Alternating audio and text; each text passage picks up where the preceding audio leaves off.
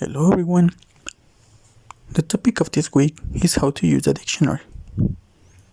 The dictionary is used to know the translation of an unknown word, to know the orthography and pronunciation in both languages. Let's learn how to use it. The words are organized from A to SD. In English language doesn't exist the letter ñ.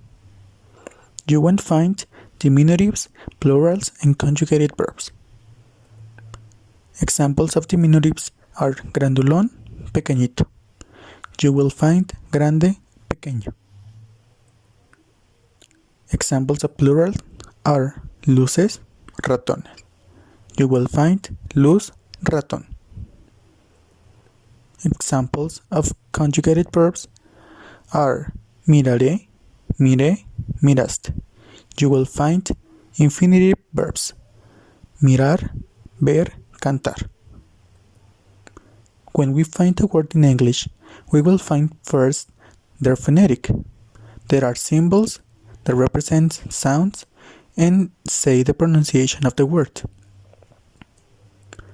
Then we will find abbreviatures that indicate the grammatical category of the word: verb, adjective, adverb, or noun. Let's practice now. Look at the following images.